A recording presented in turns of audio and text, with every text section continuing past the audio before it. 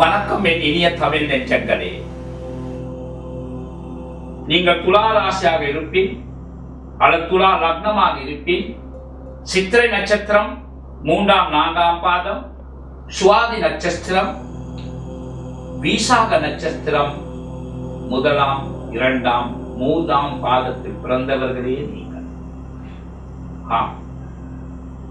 ராசிக்கு 12ஆம் ஸ்தானத்தில் குரு பகவான் சஞ்சாரம் செய்கின்றார். உங்களுடைய ராசிக்கு 2017ஆம் ஆண்டு 9ஆம் மாதம் 11ஆம் தேதி சஞ்சாரம் செய்ய இருக்கின்றார்.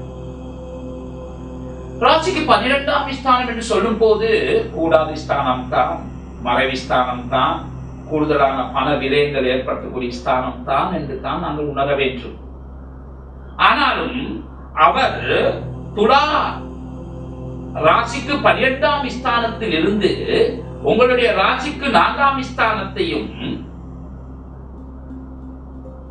ராசிக்கு 6ஆம் ஸ்தானத்தையும், ராசிக்கு 8ஆம் ஸ்தானத்தையும் பார்வையிடுகின்றார். 4ஆம் ஸ்தானத்தை பார்வையிடுவார் என்றால் வீடு வாசல் வாகனங்கள் வாங்கக்கூடிய யோகம் உங்களுக்கு உண்டு.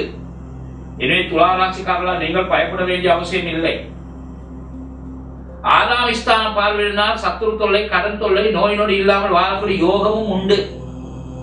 8ஆம் ஸ்தானத்தை பார்வையினால் சொன்ன வாக்கை சித்திக்கொள்ள செய்யக்கூடிய வாக்கியமும் உண்டு.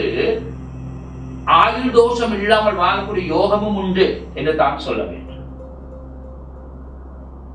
இது போன்று அவர் சஞ்சாரம் செய்யக்கூடிய ராசி நாதர்களை நாங்கள் கணக்கிட்டு பார்க்கும் போது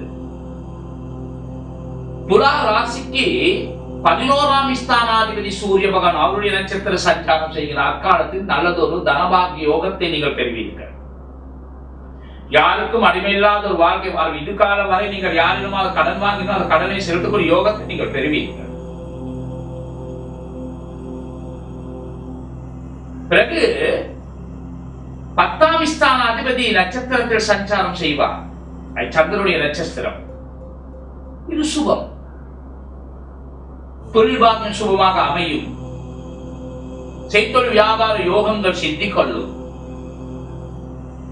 செவ்வாய் நட்சத்திரம் என்று சொல்லும் போது துலா லக்னத்துக்கு 2ஆம் ஸ்தானாதிபதி நட்சத்திரத்திலும் 7ஆம் ஸ்தானாதிபதி நட்சத்திரத்திலும் சஞ்சாரம் செய்வார். எனவே நல்லதொரு குடும்ப வாழ்க்கை, நல்லதொரு தனயோகம், குழந்தைகளுக்கு கல்வி மேன்மை, திருமண வாழ்க்கை போன்றவையெல்லாம் கொடுப்பார். எனவே குரு பகவான் லக்னத்துக்கு 12ஆம் ஸ்தானம் சஞ்சாரம் செய்து விட்டார். எனவே எல்லாமே விரய யோகத்தை கொடுப்பார், எங்களுக்கு மந்த யோகத்தை கொடுப்பார் என்று யாரும் நினைக்க வேண்டாம். நினைக்க கூடும், நினைக்க வேண்டும்.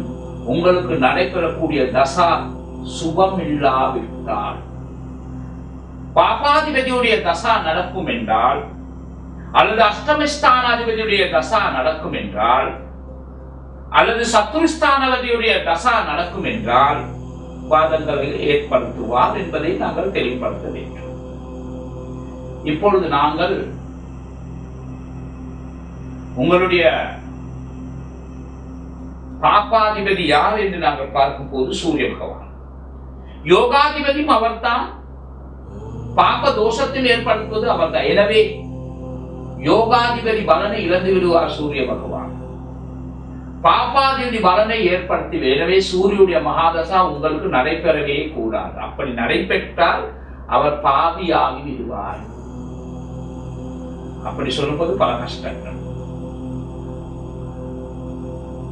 அதே சமயத்தில் சனியுடைய மகாதசாவோ புதனுடைய மகாதசா நடைபெறும் என்றால் பல யோகத்தை நான் மேற்குறிப்பிட்ட யோகம் அனைத்தும் உங்களுக்கு கொடுப்பார். இதைத்தான் நாங்கள் உணர வேண்டும். விசேஷமாக உங்களுக்கு நடைபெறக்கூடிய தசா மற்றும் புத்தியில் தான் நன்மையோ தீமையோ குரு பகவான் கொடுப்பார். குரு பகவான் இந்த இடத்தில் சென்றால் இப்படி நன்மை செய்வார், இப்படி தீமை செய்வார் என்று நாங்கள் உரையாடியாக தீர்மானம் செய்ய முடியாது. எங்களுடைய ஜாதகருக்கு இருக்க தசா புத்திக்கு இணங்கத்தான் அவர் நன்மையோ தீமையோ செய்வார். அதே சமயத்தில் ஜனன ஜாதகத்தில் குரு பகவான் எந்த இடத்தில் இருந்தார் என்பதை நாங்கள் உணர்ந்து தான் செயல்பட வேண்டும். ஆம் அன்பாங்க இனிய தமிழ் நெஞ்சங்களே, யோதிடம் என்பது இதுதான். எனவே உங்களுக்கு சூரியனுடைய மகாதசா நடைப்பினும் அந்த தோஷத்தை நிவர்த்தி செய்து கொள்வதற்கு நீங்கள் இறைவனுடைய திருவருளை நாடியாக வேண்டும் அல்லவா? அப்படி நாடுவீர்கள் என்றால் யாரோ எந்த இறைவனை நீங்கள் வழிபட்ட வர வேண்டும் என்று நாங்கள் பார்க்கும் போது சிவபெருமானே. இந்த சிவபெருமானை நீங்கள் தினந்தோறும் வழிபட்டு வருவீர்கள் என்றால், ஒவ்வொரு சனிவாரம் ஆலயத்துக்கு சென்று வழிபட்டு வருவீர்கள் என்றால் பல நன்மைகளை பெறலாம். உங்களுக்கும் நான் சொல்லக்கூடிய மந்திரம் அதிபலம் வாய்ந்த மந்திரம், பஞ்சாட்சர மந்திரமே. ஓம் நம சிவாய நம. இந்த மந்திரத்தை எப்போதும் தினந்தோறும் மனதில் ஓதிக்கொண்டே இருங்கள். விசேஷமா சனிக்கிழமை என்று ஆலயத்தில் சிவபெருமானை வழிபட்டு வர சர்வ தோஷங்கள் நிவர்த்தி பெற்று நலமுடன் வாழ்வீர்கள்.